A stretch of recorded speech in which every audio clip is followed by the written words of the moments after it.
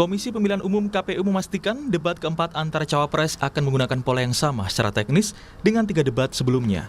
Anggota KPU Agus Melas mengatakan sejumlah langkah antisipatif disiapkan demi memastikan kelancaran dan ketertiban debat keempat, khususnya dalam hal koordinasi KPU dengan LO. Kita sepakati nanti tata letak atau posisinya dari LO full access itu akan dekat dengan kami, ditempatkan di bangku tersendiri sehingga bisa bersama-sama lakukan observasi forum, bisa bersama-sama langsung koordinasi. Termasuk apakah perlu ditambahkan kode-kode khusus. Nah, kalau tadi disepakati alat komunikasi, misalnya pakai handy-talkie ya, kita sampaikan ke masing-masing LO dan juga agar disampaikan ke tim paslon, tidak harus khawatir urusan pengawalan pribadi. Nanti pengawalan pribadi sebagian akan tetap masuk, mendampingi, tapi sebagian kan bisa di luar. Sementara itu jelang debat cawapres, Timnas Amin yakin Caimin dapat memanfaatkan waktu lebih baik dari debat sebelumnya. Timnas Amin juga telah mengusulkan agar paslon bisa melihat sisa waktu menjawab dalam debat. Saugi enggan membocorkan strategi Caimin untuk tampil unggul dalam debat cawapres nanti. Sudah sering saya sampaikan itu, jelang debat Pak Muhaimin menyiapkan diri ya dengan topik yang sudah disampaikan itu. Ya nanti kita lihat bagaimana strategi yang akan nggak saya bocorkan sekarang dong. Tapi kan kemarin kiat-kiatnya sering kekurangan waktu ya dalam menjawab, itu ada tips-tips lah yang akan ada dilakukan. ya. Kemarin kan timernya ada yang di kiri, di kanan, itu sudah kita sampaikan. Tim kampanye nasional TKN Prabowo Gibran mengaku jelang debat calon wakil presiden Gibran Raka Buming Raka sudah maksimal. Materi debat dan berbagai pembekalan sudah diberikan oleh tim pemenangan nasional Prabowo Gibran agar debat bisa dilewati dengan baik sesuai dengan tema yang diangkat. Dan tentunya juga ya karena topiknya sangat luas, ya banyak berdiskusi juga dengan para pakar di bidangnya, baik dari sumber daya alam, baik dari energi hijau, baik dari kemasyarakatan dan yang lain-lain. Jadi ya beliau juga banyak berdiskusi dengan ahli-ahlinya. Ya tentunya penampilan Mas Gibran di debat pertamanya kan sangat luar biasa ya. Dan saya hanya bisa bilang ya tunggu kejutan berikutnya di debat kedua.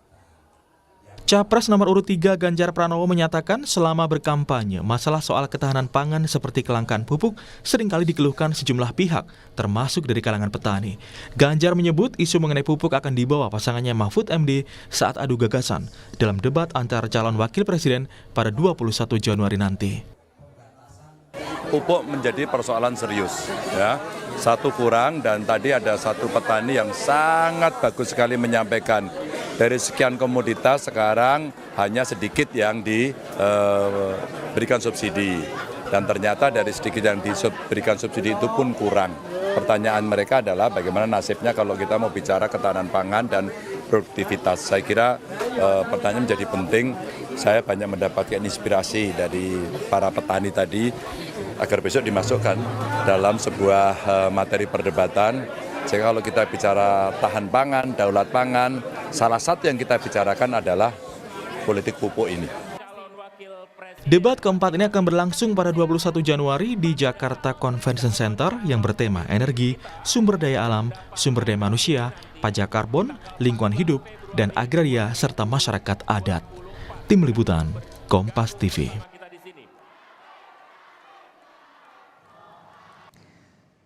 Saudara, masing-masing tim sukses paslon mengaku sudah siap dengan debat keempat calon wakil presiden kali ini pada hari Minggu besok. Lalu bagaimana strategi dan juga seberapa kuat sebenarnya adu gagasan cawapres di debat kali ini? Kita akan bahas dengan sejumlah narasumber kita, di antaranya pagi hari ini ada anggota Dewan Pakar Timnas Amin, Pak Zulfikar Amir yang nanti akan menyusul. Kemudian yang sudah hadir melalui sambungan daring ada anggota tim kampanye nasional Prabowo Gibran. Sudah ada Mas Viva Yoga Mauladi. Selamat pagi, Assalamualaikum Mas Viva. Assalamualaikum Mbak Adi. Kabar baik ya? Baik. Dan juga nanti akan menyusul juga melalui sambungan daring Direktur 2 TPN Ganjar Mahfud. Ada Mbak Senadra Yati Moniaga dan juga Profesor Dwi Andreas Sentosa yang merupakan Guru Besar Pertanian IPB. Selamat pagi, Assalamualaikum Prof. Selamat pagi Mbak, Assalamualaikum, Waalaikumsalam. Sehat ya? Sehat, sehat, selalu sehat. Ya, ini kan debat nanti yang akan diselenggarakan rencananya hari Minggu ini akan khusus diikuti oleh calon wakil presiden. Ini temanya cukup krusial ya kan, Mas Viva dan juga Prof. Dwi, soal pangan. Pangan ini menyangkut soal perut begitu ya, soal dapur begitu. Jadi bisa dikatakan tidak ada logika kalau tidak ada logistik begitu ya. Nah, Mas Viva, ini saya menyinggung soal yang pertama soal impor beras. Ini kan kalau kita lihat bahkan kalau saya kutip di artikel CNBC, BPS atau Badan Pusat Statistik mengungkapkan Indonesia merupakan negara net importer atau pengimpor bersih beras. Datanya dari Januari sampai bulan Juli 2023 sumber utama impor beras ini ada dari Thailand, Vietnam, India dan juga Pakistan. Nah, solusi yang ditawarkan oleh tim Paslon 02 ini seperti apa, Mas Viva? Adanya importasi beras menurut Undang-Undang Pangan karena kebutuhan atau stok beras nasional menipis. Pemerintah diwajibkan untuk memiliki cadangan beras pemerintah CBP. Setiap periodisasi pemerintahan berbeda-beda kuantumnya, selayaknya sih minimal 2,5 juta ton itu harus ada menjadi cadangan beras pemerintah. Lah, kenapa impor? Karena produksi nasional menurun. Impor itu menurut Undang-Undang Pangan bisa diberlakukan satu dalam situasi panen raya tidak boleh. Dua, ketika pasokan dan produksi beras menurun, itu baru boleh untuk impor. Nah, sekarang masalahnya segini, setiap tahun terjadi penambahan jumlah penduduk Indonesia plus minus 3 juta orang. Setiap tahun terjadi konversi atau alih fungsi lahan produktif pertanian ke industri atau ke properti sebesar 100.000 hektar terutama di Pulau Jawa. Dengan kondisi seperti ini adalah persoalan lahan. Pertanian itu adalah persoalan lahan. Kalau kemudian hanya mengandalkan lahan di tanah Pulau Jawa, saya rasa ini akan menjadi bom waktu ketika nanti terjadi krisis pangan yang sangat-sangat darurat. Oleh karena itu, TKN Prabowo Gibran menawarkan untuk melanjutkan serta menyempurnakan program food estate atau lumbung pangan yang sejak zaman Pak Harto, Pak SBY, Pak Jokowi ini dilakukan. Prosesnya memang bertahap, tidak serta-merta. Saat ini food estate itu menjadi salah satu alternatif terbaik dalam rangka untuk menciptakan solusi dari krisis pangan. Gunanya adalah untuk membangun kemandirian bangsa melalui swasembada pangan. Karena begini, kalau hanya berdasarkan kepada petani rakyat, itu saya rasa masih ada masalah. Karena petani rakyat rata-rata di Indonesia, Mbak, hanya memiliki lahan 0,3 atau 0,4 hektar area per kepala keluarga. Oleh karena itu, lahan ini menjadi penting. Jangan kemudian dipertentangkan antara program lumbung pangan nasional atau food estate dengan eksistensi petani rakyat. Ini yang menurut saya salah kaprah dan sedikit berbahaya. Karena food estate ini adalah program pemerintah sebagai supporting unit dari eksistensi dan keberadaan dari petani rakyat. Oke, jadi bisa dikatakan untuk program food estate ini akan terus dilanjutkan walaupun kemudian ada pro kontra soal ini, Mas Viva? Akan dilanjutkan dan disempurnakan karena food estate ini kan menjadi bagian penting dalam rangka untuk menciptakan kemandirian bangsa dan membangun swasembada kedaulatan pangan dengan lahan baru yang akan kita kaji mulai dari treatmentnya, kemudian varietas jenis pohonnya apa, dan ini tidak bisa serta-merta. Proses food estate aja sampai 2 tahun baru bisa ditanam, itu pun baru demplot, bukan seluruhnya. Gitu. Jadi mungkin banyak yang salah paham. Oke, baik. Ini Mas Viva, Prof. Dwi, kita juga sudah bergabung di studio, sudah ada anggota Dewan Pakar Timnas Amin, sudah ada Mas Sulfikar Amir. Assalamualaikum, Mas Sul. Waalaikumsalam Mbak Desi, apa kabar? Baik, alhamdulillah. Kemudian juga sudah bergabung bersama kita ada Direktur 2 TPN Ganjar Mahfud, sudah ada Bu Sandrayati Moniaga. Selamat pagi, Bu Sandra. Selamat pagi, Mbak. Selamat pagi, pemirsa. Ya, kita membahas Pak Sulfikar dan juga Bu Sandra ini soal bagaimana debat yang akan diikuti oleh khusus calon wakil presiden soal pangan, kemudian juga sumber daya alam. Nah, tadi kita membahas soal bagaimana impor beras yang kemudian masih dilakukan oleh pemerintah, dibuka kerannya bahkan di Januari sampai Juli 2023 kita menjadi net importer begitu. Nah, untuk pasangan Timnas Amin sendiri solusinya perubahan seperti apa yang nanti akan ditawarkan? Oke, pertama-tama kita ingin melihat apa yang dilakukan oleh pemerintah saat ini dan mengkritisi berbagai kebijakan di dalam upaya untuk memenuhi kebutuhan pangan dalam negeri. Dan tentunya salah satu yang perlu kita kritisi di sini itu adalah food estate, ya. Mungkin sedikit kasih konteks ya, food estate itu sebenarnya adalah sebuah konsep di mana basisnya itu adalah corporate farming yang sangat lazim dilakukan di negara-negara maju, negara-negara industri seperti Amerika Serikat, Jerman, Australia.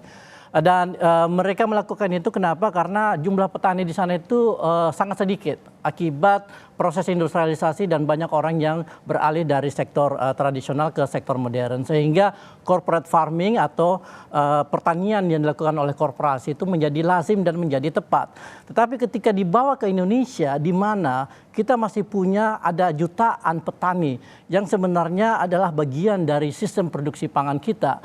Itu sangat tidak tepat ketika corporate farming ini itu diterapkan. Kenapa? Karena dia melakukan peminggiran petani yang sebenarnya menjadi pelaku utama di dalam produksi pangan. Ya kan? Lalu kemudian biasanya corporate farming itu dilakukan oleh perusahaan-perusahaan yang punya kompetensi di bidang pertanian seperti misalnya Monsanto dulu sebelum diakuisisi sama Bayer, Cargill, John Deere dan sebagainya. Nah, apa yang dilakukan di food estate itu sangat kontradiktif. Kenapa? Karena food estate itu diberikan kepada perusahaan yang sama sekali tidak punya kompetensi dan akhirnya menghasilkan banyak masalah. Nah, ini yang kita mau perbaiki, di mana yang kita tawarkan itu adalah lawan dari corporate farming, yaitu cooperative farming, di mana pertanian itu berbasis pada koperasi dan kelompok-kelompok tani yang ada di berbagai wilayah Indonesia yang menjadi pelaku utama dalam produksi pangan. Dan kemudian cooperative farming ini kita akan sandingkan dengan apa yang kita sebut sebagai contract farming. Nah, contract farming itu adalah bentuk mekanisme untuk memberi kepastian kepada petani bahwa hasil pertanian mereka itu akan diambil, akan dibeli oleh pemerintah dengan harga yang wajar sehingga petani itu bisa mendapatkan keuntungan yang cukup supaya kehidupan mereka sejahtera. Oke, untuk membuka keran impor, kalau kita lihat kan dari 2022, 2023 Indonesia masih impor. Nah, kalau untuk agenda perubahan, apakah akan meminimalisir ini atau seperti apa? Nah, kita harus pertama meningkatkan kapasitas produksi pangan nasional terlebih dahulu. Karena kuncinya sebenarnya di situ. Yang namanya import itu hanyalah upaya untuk menutupi defisit produksi pangan terhadap demand yang muncul. Ya kan, mungkin pada momen-momen tertentu di mana demand kita tinggi, mungkin kita butuh melakukan import pangan. Tetapi yang paling fundamental di sini sebenarnya adalah produksi pangan secara nasional. Dan ini yang perlu kita perbaiki karena strukturnya itu sangat timpang akibat berbagai praktek di mana petani-petani kita itu dipinggirkan. Bu Sandra, bagaimana soal impor beras ini dari yang terbaru 2022, 2023 bahkan kita mengimpor dari Vietnam, Thailand, India dan juga Pakistan. Untuk paslon Ganjar Mahfud sendiri seperti apa nantinya? Yang pertama tentunya yang kita harus lihat memang kebutuhan pangan yang mendasar ya. Jadi yang utamanya kebutuhan kita berapa. Dan impor itu hanya bisa ditolerir untuk memenuhi ini. Tetapi mestinya dia tidak menjadi solusi permanen. Karena orientasi Tidak jadi solusi permanen. Ya, dia karena orientasi dari Ganjar Mahfud adalah kedaulatan pangan, ya, dan soal diversifikasi pangan. Jadi sebenarnya kan begitu banyak orang di Indonesia ini yang memiliki makanan pokok itu bukan beras. Ya, makanan pokoknya bukan beras, jadi ada sagu, ada pisang, ada ubi, dan lain-lain. Nah, bagaimana diversifikasi pangan ini betul berkembang dengan baik di Indonesia, karena sebenarnya kita punya begitu banyak sumber pangan. Dan yang terakhir adalah fokus kita pada penguatan infrastruktur pangan. Jadi kalau memang ada sagu, bagaimana sagu itu betul-betul dapat diakses oleh si masyarakat di sana dengan baik. Kalau dia memang ubi, bagaimana ekosistem yang harus dibangun. Kalau memang padi ya tentunya sawah. Tapi kita juga punya begitu banyak varietas padi lahan kering yang juga sangat unggul untuk Indonesia. Nah, ini yang harusnya menjadi dasar, dan Ganjar Mahfud jelas-jelas berorientasi pada kedaulatan pangan yang berbasis pada diversifikasi pangan. Oleh karena itu program-programnya memang lebih mengarah pada penguatan petani, akses petani, kepastian lahan, pencegahan konversi lahan produktif misalnya. Nah, jadi kalau ditanya tentang impor pangan, ya mestinya kita lihat dengan jeli pangan apa yang diimpor dan kepada siapa penyalurannya, siapa konsumennya. Nah, ini memang kalau dia kaitannya untuk untuk kebutuhan pangan dari warga ya bisa, tapi harusnya tidak berkelanjutan ya. Harusnya dia menjadi solusi sementara aja. Prof Dwi, dari pandangan ketiga tim sukses dari 3 paslon ini seperti apa? Sebenarnya permasalahan utamanya tuh seperti apa? Karena kita terus mencatatkan rekor impor beras, Prof Dwi. Ya, saya hanya melihat masalah sisi impor dulu ya, yang terkait dengan food estate bisa kita diskusikan nanti. Nah, karena nanti campur aduk. Oke, silakan. Terkait dengan impor, saya 27 tahun bergerak di jaringan tani bersama-sama petani, sering tidur di rumah petani. Saya tahu persis apa yang dirasakan petani. Itu ya. Nah, sekarang terkait dengan keputusan impor. Terakhir ini saya memberi pernyataan yang sangat keras terkait dengan impor beras. Pernyataan saya di banyak media massa, impor beras saat ini itu kebijakan yang serampangan, tanpa dasar, tanpa data, dan tanpa perhitungan. Mengapa alasan pernyataan keras tersebut saya keluarkan? Karena apa? Ini pasti menghantar sedulur-sedulur tani kami. Ini pasti akan menyakitkan sedulur-sedulur tani kami. Untuk itu kan hari ini akan ada demo itu ya di Kementerian Pertanian. Ya hari ini. Jadi itu. Nah, apa alasannya? Kita lihat saja. Tahun 2022, ketika harga beras mulai naik, di akhir tahun diputuskan impor 1,5 juta ton. Impor di akhir tahun itu sama sekali tidak masuk akal, kan? Apalagi digunakan untuk mengatasi harga beras di akhir tahun juga, gimana logikanya? Kan karena apa? Untuk segala macam urusan sampai beras datang di Indonesia perlu waktu 2,5 bulan paling tidak. Ya, walaupun kemudian di berbagai diskusi di media dari satu pihak pemerintah menyatakan sudah masuk kok 200.000 ton di gimana caranya kan? Oke lah kita ambil angka itu. Berarti ada 300.000 ton sisanya yang kemudian masuk di tahun 2023. Nah, di bulan Maret 2023 diputuskan impor sebesar 2 juta ton di bulan Maret, kan? Pas saat itu panen raya. Nah, lalu kemudian berselang beberapa bulan kemudian diputuskan impor lagi 1,5 juta ton, kan? Lalu dimungkinkan yang kemungkinan masuk hanya sekitar 1 juta ton. Jadi total impor tahun 2023 3,3 juta ton. Lalu reasonnya apa terkait keputusan impor tersebut? Hanya ada satu asumsi. Asumsinya kita akan memasuki El Nino, iklim kemarau berkepanjangan, kan? Itu asumsinya. Sehingga terjadi penurunan produksi yang sangat drastis. Nah, lalu apa yang terjadi? Sebenarnya apa yang terjadi? Penurunan produksi ternyata hanya 0,65 juta ton, Mbak. Bisa dibayangkan impor 3,3 juta ton, penurunan produksi 0,65 juta ton. Kan jomplang kan? Tidak sesuai sama sekali dengan asumsi. Lalu tiba-tiba tidak ada angin, tidak ada hujan. Di bulan Desember kemarin diputuskan impor untuk tahun 2024. Iya, betul. Sebesar berapa? 2 juta ton. Lalu ditambah lagi 1 juta ton. Kontrak dengan Thailand 2 juta ton, kontrak dengan India 1 juta ton. Nah, ini apa-apaan lagi? Asumsinya nggak jelas sama sekali. Dan ini amat sangat menyakitkan petani. Karena apa? Nanti di bulan Maret, April ya memang mundur kan, tapi mundur sekitar 2-3 dasar ya. Itu akan panen raya.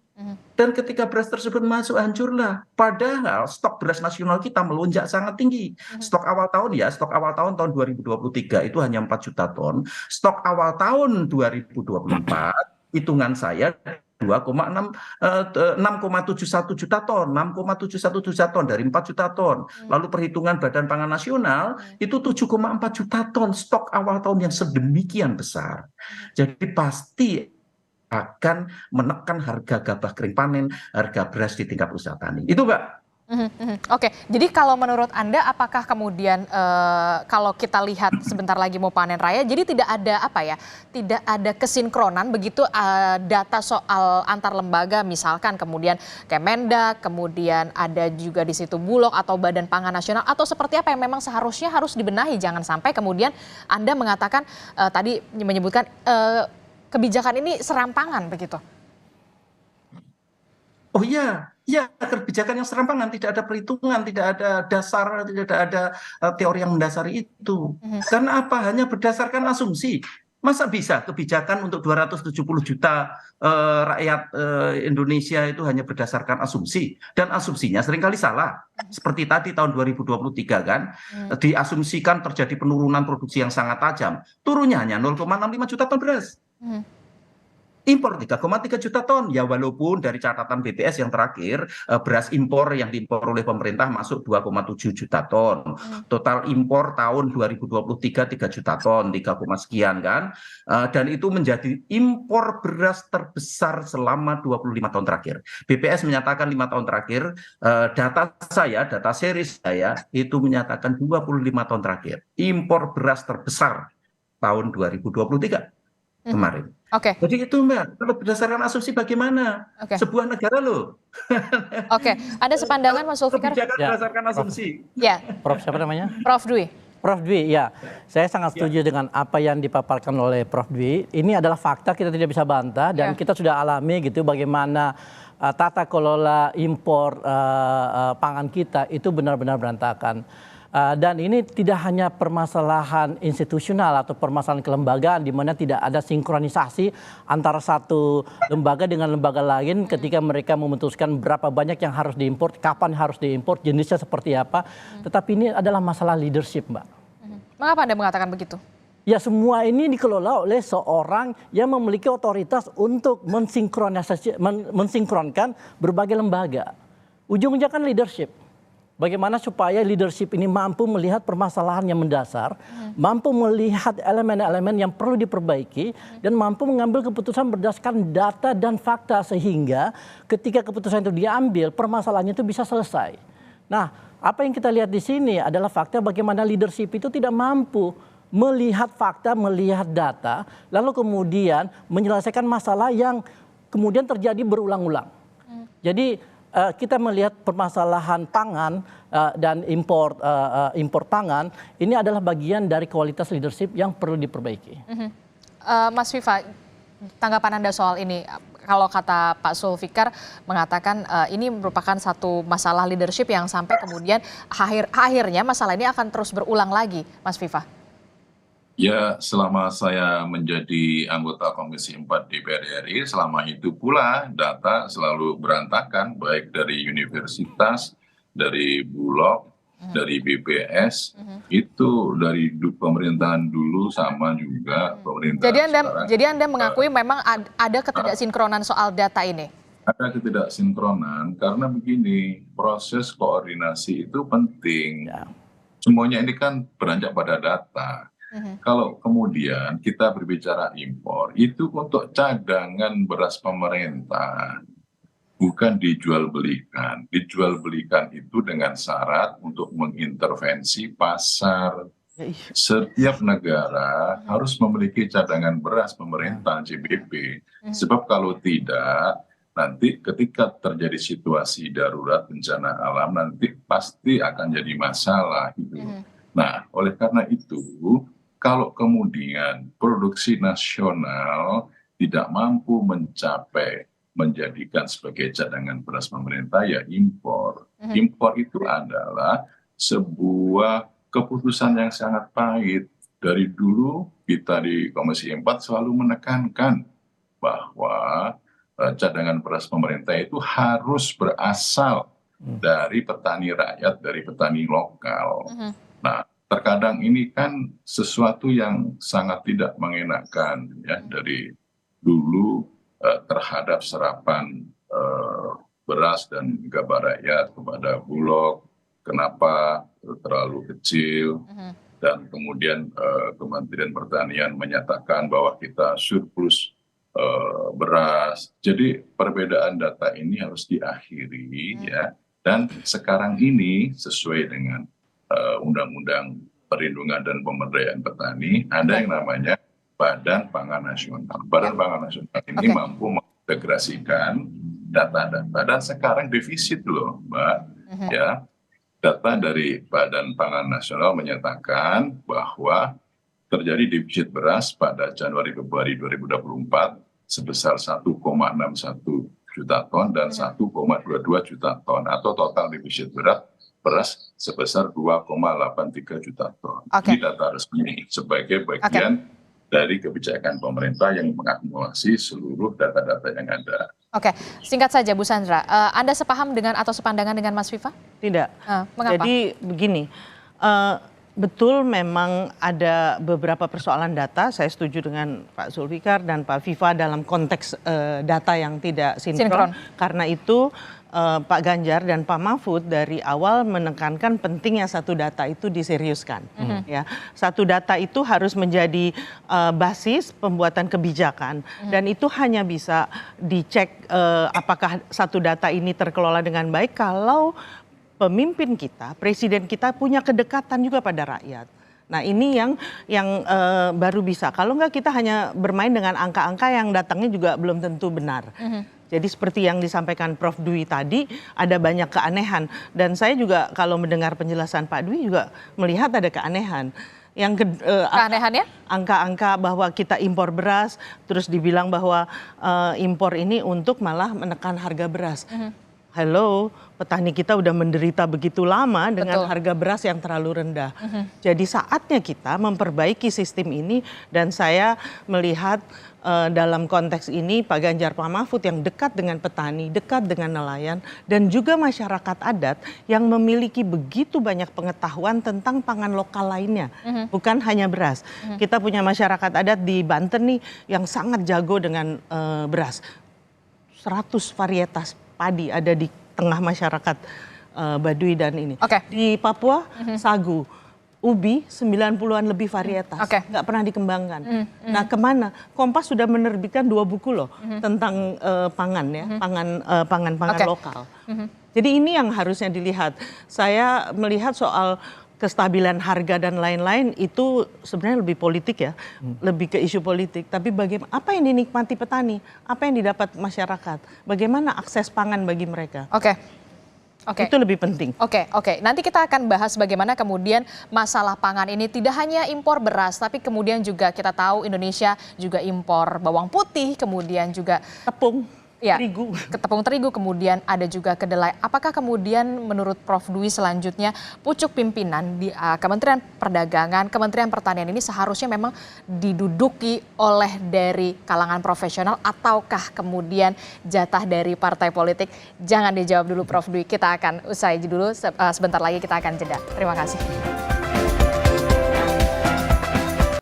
Terima kasih Anda masih bersama kami di Sapa Indonesia Pagi. Saudara, kita masih membahas soal bagaimana persiapan yang dilakukan oleh calon wakil presiden dari ketiga paslon ini, karena kita tahu kemudian debat akan berlangsung pada hari Minggu ini soal pangan, kemudian juga ada soal konflik agraria, dan yang kemudian adalah soal sumber daya alam. Kita masih membahas soal pangan ini dulu ya, kita fokuskan. Nah, tadi Mas Viva di awal sudah menyinggung soal bagaimana food estate ini akan dilanjutkan begitu ya Mas Viva ya. Dan kemudian ada pandangan lain soal food estate ini dari Mas Zulfikar. Nah, saya juga harus kemudian memberikan waktu juga untuk Mbak Sandra. Bagaimana soal food estate ini? Kalau untuk Ganjar Mahfud? Yang jelas di dalam visi misi Pak Ganjar Pak Mahfud tidak ada satu kata pun menyebut food estate.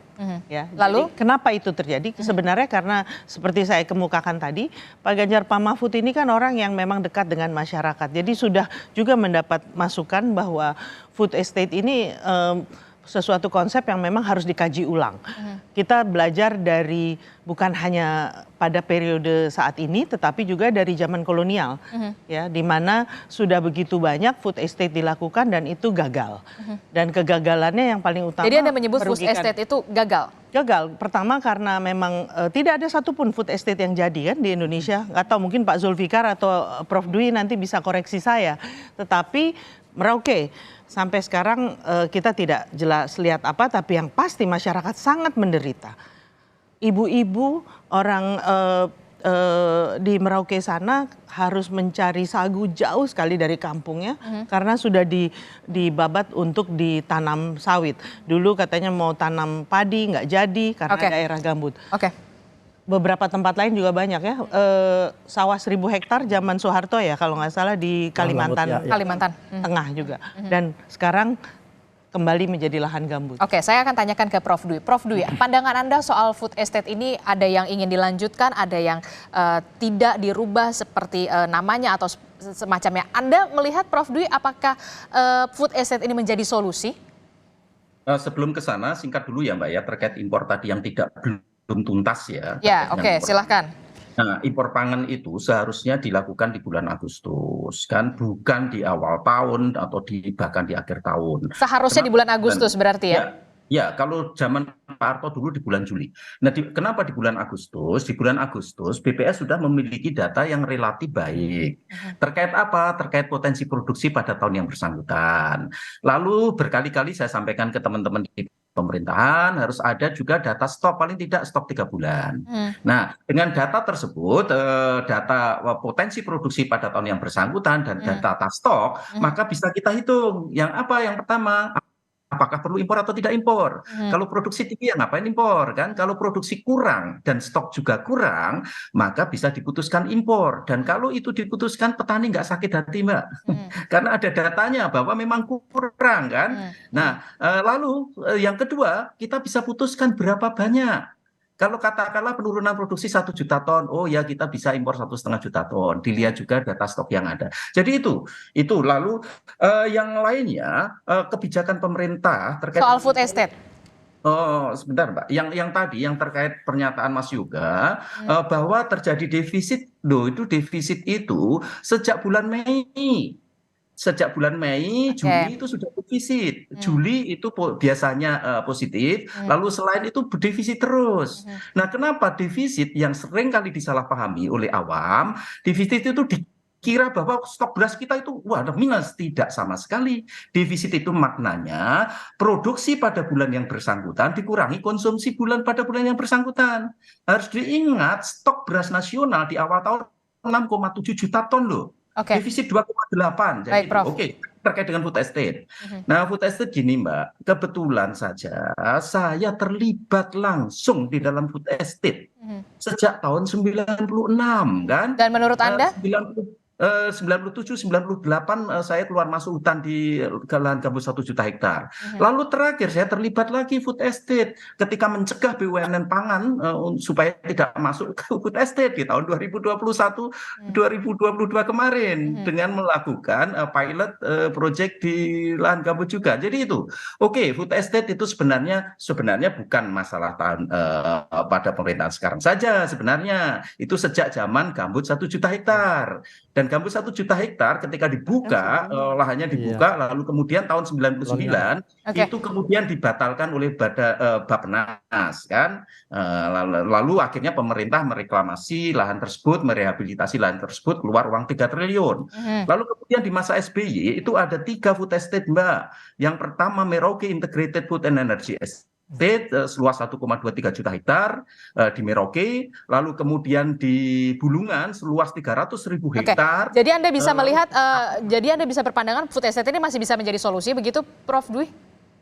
Saya sependapat dengan Mas Yoga tadi bahwa kita bermasalah dengan luasan lahan ya, tapi kemudian didekati dengan pendekatan yang selama ini dilakukan itu salah besar, karena pendekatan yang selama ini dilakukan itu menabrak kaidah-kaidah akademis.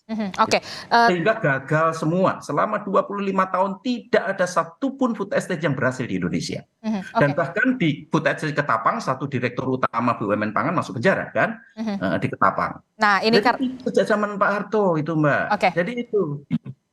Ini singkat sekali ya durasi kita karena soal membicarakan soal impor beras saja kemudian sedikit panjang begitu. Pak Sulfikar, Anda setujukah kemudian nanti jika paslon 01 terpilih untuk menduduki pucuk pimpinan di Kementerian Pertanian, Kementerian Perdagangan seharusnya ditempatkan orang-orang yang memang dari profesional dibandingkan dengan dari partai politik? Sebenarnya tidak perlu ada dikotomi antara orang partai sama orang profesional. Selama orang partainya profesional nggak ada masalah. Tapi memang idealnya yang menduduki posisi-posisi itu adalah profesional yang tidak memiliki kepentingan politik. Nah, itu yang perlu dikasih garis bawah gitu.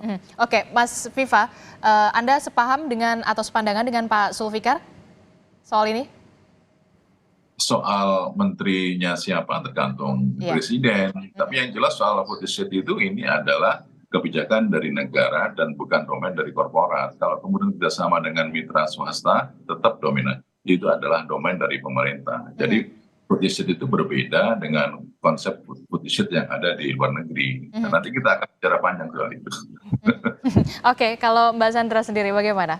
Ya, prinsipnya kan yang harus dibangun adalah good governance ya, dengan accountability yang baik. Dan dari situlah pemimpin kita nantinya memang harus memilih orang-orang yang memiliki kriteria tersebut. Dari mana sumbernya itu kewenangan mereka. Tapi yang pasti kalau dia memang dapat menjalankan pemerintahan yang baik, dia bersih, anti korupsi dan profesional, itu kemudian menjadi kriteria utama. Profesional atau partai politik? Loh, itu seperti tadi dia bukan satu dikotomis, tapi yang paling penting memang adalah independensi dan komitmen untuk bisa bekerja dalam teamwork yang baik. Karena kita bicara tadi satu data, bagaimana kalau setiap sektor punya kepentingan sendiri. Nah, di sini memang harus ada teamwork yang baik dan itu saya percaya Pak Ganjar, Pak Mahfud akan memilih orang-orang yang pas. Oke, pandangan dari Prof. Dwi sendiri seperti apa? Lebih baik di pucuk pimpinannya profesional ataukah kemudian partai politik untuk bisa membenahi ini semua? Singkat saja, Prof. Untuk sektor-sektor yang sangat penting, biasanya pemerintah memilih profesional. Sektor keuangan nggak mungkin diambil oleh orang politik.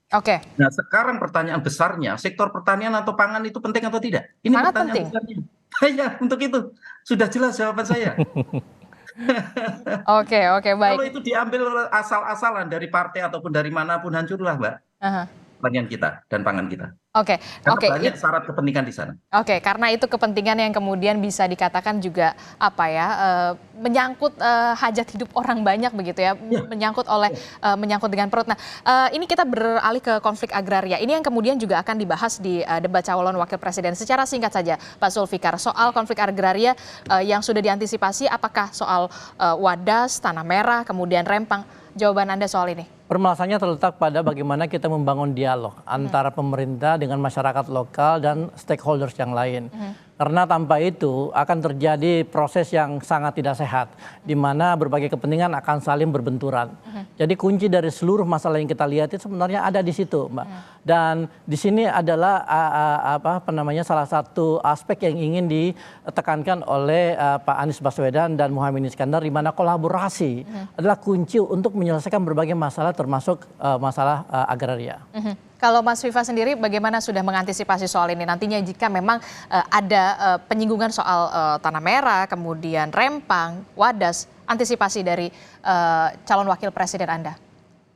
Ya, konflik agraria itu selalu melibatkan rakyat adat, swasta, dan pemerintah. Jadi pendekatan yang utama tidak semata-mata hanya pendekatan hukum formal, tetapi pendekatan yang bersifat kemanusiaan, karena rakyat harus dibela, rakyat tidak boleh digusur sembarangan, harus didudukkan secara manusiawi, dan pendekatan ini menjadi bagian penting dari Prabowo Gibran untuk mengembangkan budaya lokal, mempertahankan tradisi tanah-tanah adat, dan menyelesaikan proses konflik agraria, salah satunya dengan melanjutkan program Pak Jokowi, yaitu dengan perhutanan sosial dan tanah objek reforma agraria yang selama ini sudah dibagikan ke rakyat. Saya rasa ini adalah menjadi salah satu alternatif yang sangat baik dalam rangka untuk menekan konflik agraria di Indonesia. Oke, Bu Sandra. Makasih. Kita tahu bahwa persoalan konflik agraria sangat beragam, tipologinya begitu banyak, melibatkan banyak pihak antara masyarakat adat dengan korporasi, masyarakat adat dengan pemerintah, antara petani dengan korporasi, sangat kuat, ragamnya sangat banyak. Dan itu memang tidak bisa diselesaikan dengan satu formula. Karena itu tim Ganjar Mahfud telah menetapkan satu rencana program pembentukan satu lembaga untuk penyelesaian konflik agraria. Jadi nggak mungkin kita melakukan reforma agraria tanpa menyelesaikan konflik, karena nanti yang di redis itu adalah tanah-tanah yang masih berkonflik. Yang kedua adalah melakukan upaya untuk berdialog dengan Mahkamah Agung tentang kemungkinan membentuk peradilan agraria sebagaimana dikembangkan dari sejak UU-PA dibentuk. Ya, karena peradilan agraria ini, karena persoalan agraria begitu kompleks, tidak bisa diselesaikan oleh hakim yang tidak paham karakter.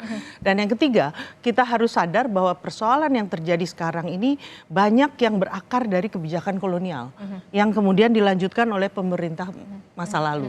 Oleh karena itu penyelesaiannya tidak bisa hanya simptomik gitu, tetapi memang harus merujuk pada akar masalah. Oke, pertanyaan saya sebenarnya masih banyak soal bagaimana debat calon wakil presiden yang temanya menurut saya cukup menarik begitu ya. Tapi kita terbatas waktu, bapak-bapak dan juga ibu-ibu. Menarik sekali dialog kita di pagi hari ini. Saya juga berharap kemudian delivered gagasan semantap ini bisa dilakukan oleh paslon calon wakil presiden dari Muhaimin, kemudian juga dari Pak Prof Mahfud dan juga dari Mas Gibran Rakabuming Raka. Terutama bagaimana mendeliver gagasan ini yang kemudian harus lugas, kemudian realistis dan juga pastinya bisa berpihak kepada rakyat. Itu tentu saja. Terima kasih Prof Dwi, Mas Viva sudah bergabung bersama kami, dan juga di studio ada Mas Zulfikar dan juga Bu Sandra. Terima kasih. Sehat-sehat selalu. Kita nanti diskusi lagi di lain waktu. Terima kasih. Selamat pagi. Terima kasih. Selamat pagi semuanya. Selamat pagi semua.